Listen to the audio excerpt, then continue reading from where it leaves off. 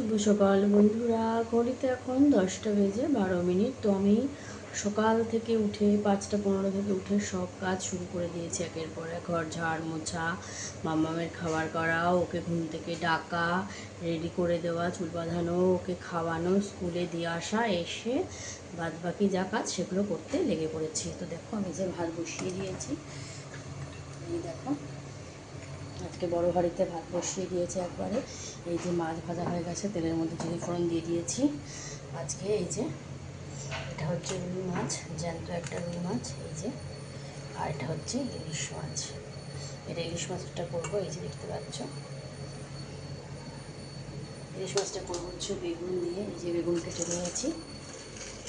আর আর রুই মাছটা করবো হচ্ছে আলু দিয়ে, শুধু আলু দিয়ে, লম্বা লম্বা করে আলু কেটে নিয়েছি। আমাদের একটু আলু বেশি লাগে। আর এর মধ্যে আছে তোমার কাঁচা লঙ্কা, পাকা লঙ্কা, দুটো রকমের লঙ্কা, আদা, টমেটো পেস্ট, আর এর মধ্যে হচ্ছে হলুদ, লঙ্কা, জিরের গুঁড়ো জলে গুলে নিয়েছি। তো চলো বলো তো কোনটা আগে দেবো? এইটা আগে দেবো। পুরোটা দেবো না কিন্তু, একটু রেখেও দেবো আবার।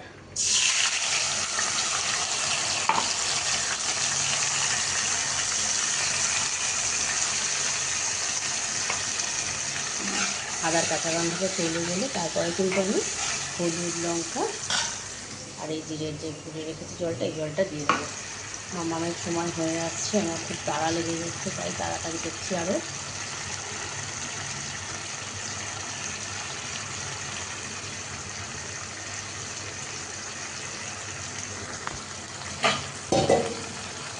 একটু জল লাগবে। ভাবলাম একটু শোবো, আর ভাবলাম বাবার শোয়া তো শোয়া, কাজগুলো শোয়া নি। তারপরে মামাকে আনতে দৌড়বো 10টা 35 বাজলে। কখনো 10টা 40-এ ছুটি, বাড়ি থেকে 40-এই কখনো বেরিয়ে পড়ি আমি। দেখো কথা বলতে বলতে তেলের মধ্যে তেজপাতা দেবো ভুলে গেছি, তো এখন তাও দুটো তেজপাতা আমি দিয়ে দিই। তেজপাতা পেয়ে গেছি।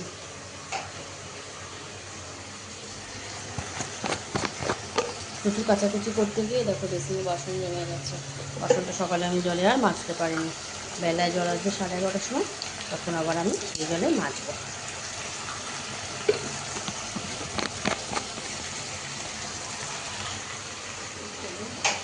এই দিকের এই হাল অবস্থা দেখো, চারিধারে অবস্থা। এই যে এখানে ময়লাগুলো রয়েছে, ময়লাগুলো ফেলা হয়নি এখনো।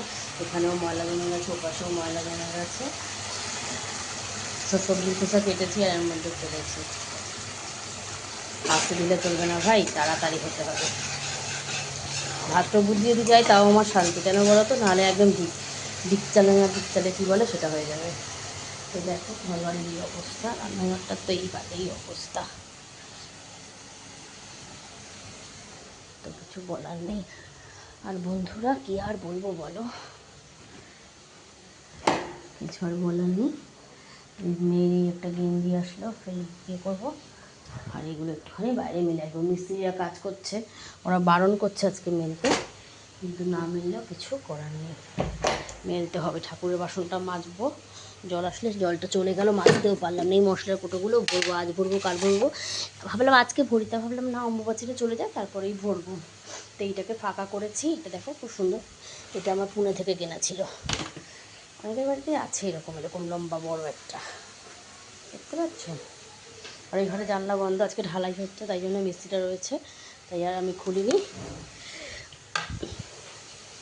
এই যে বেডরুমে চাদর টাদর সব পাল্টাবো, এই দিকে জানলাও খুলিনি, পরে খুলবো মামা আসলে। আর এদিকেটা খুলেছি। আর রান্নাঘর এই যে ড্রেস চলছে রান্না। চলো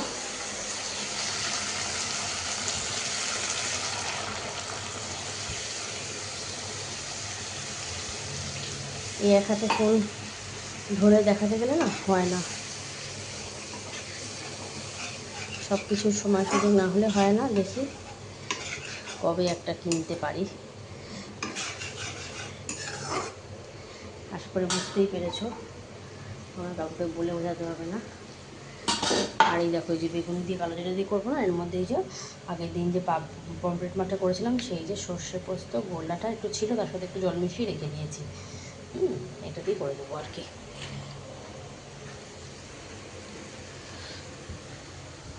ভাত কতটা বাকি দেখি, আর হয়ে গেছে মনে হচ্ছে খুব সম্ভব। দেখি আর একটুখানি ফুটে নিক। টাইম আছে আমার হাতে, আর 2-3 মিনিট ফুটে নিক।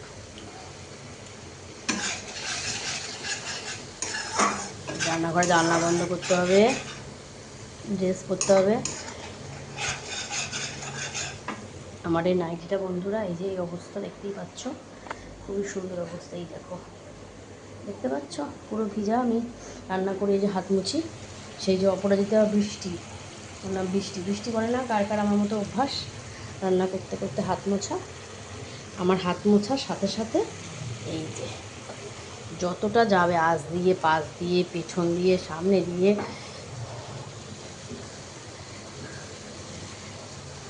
মাম্মামকে সকালে আজকে একটুখানি ভাত খাইয়ে পাঠিয়েছি, বুঝতে পেরেছো? কালকে ভাত ছিল কিছুটা, ফ্রিজে রেখে দিয়েছিলাম, সকালবেলা উঠে ফুটিয়ে এই বাটিতে একটা ডিম গুলিয়ে নিয়ে খাইয়ে দিয়েছি ওকে। আমার তো টিফিনে শুধু কেক নিয়ে গেলে, ছোট্ট ছোট্ট 3-4 টুকরো কেক, একেবারেই এতটাই টুকরো, মানে 2 বছরের বাচ্চা খেলেও না, তার 8 ঘন্টাও পেটে থাকবে না। দেখো মশলার কালার কেমন চলে এসেছে। এর মধ্যে লবণ চিনি দিয়ে দিই অল্প অল্প করে। সবই দেখো হাতে ফোন দূরে নিয়ে নিয়ে দেখতে হচ্ছে, কী আর বলবো। বাবা চিনির তো মনে বড্ড দুঃখ, চিনি তো নেই। ও বাবাই দেখো চিনি কত, চিনি নেই।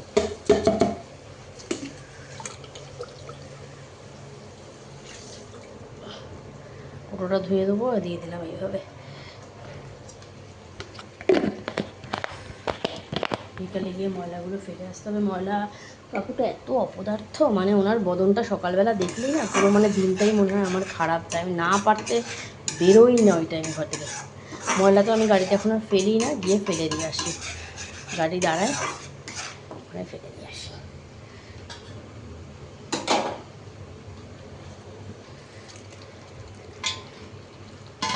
আমার মা আমাকে সবসময় বলে রান্নার ভিডিও করবি, তুই তো খুব সুন্দর সুন্দর রান্না করিস, রান্নার ভিডিও করবি। আমি বলছি হ্যাঁ, ফোনটা ধরে দেবে কি আমার? মেয়ে বাড়িতে, এই যেমন ধরো মেয়ে এখন বাড়ি নেয়, এত বড় কি হাত হয়ে গেছে, এত একটু করে ধরে থাকবে 15-20 মিনিট, সেটাও সম্ভব না কখনো। তারপরে আর দেখি আর বলে না, নিচের ব্যাপারটা বললাম, আর বলে না। ভাতটা এরকমভাবে আস্তে আস্তে করে হতে থাকুক, আরও 5 মিনিট। জলের মধ্যে একটু নুন দিয়ে দিই। মানুষের জন্য রান্না, তাই একটু বেশি টেনশানে আছে ভাই। নিজেদের জন্য হলে এতটা লাগে না, যদি আমি নুন লাগে পরে দিয়ে দেবো।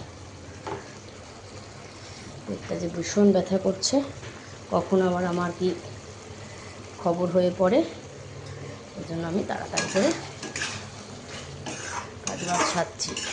ফ্রিজে রান্না আছে কি কি জানো? কচুরলতি, পুঁই শাক, কচুরলতি, পুঁই শাক, ওলের ডেগো শাক, একটু আলু পটলের তরকারি, এই 3টে। আর কালকে লাল শাক খেয়ে নিয়েছি, কচুরলতি একটুখানি খেয়েছি, আর পটল চিংড়ি ছিল সেটা। বাবা রান্নার কি ধোর! কর্তামশাইকে বলেই দিয়েছি আমি যে ডিসেম্বর মাসে আসবে, তখন যদি আসে তাহলে অনেক রকম রান্নাবান্না করে খাওয়ানো হবে। কারণ মেয়ে বাড়ি থাকলেই ওর সাথে মনে সর্বক্ষণ সময় কাটে, তখন আমার আর রান্না করতেই ভালো লাগে না।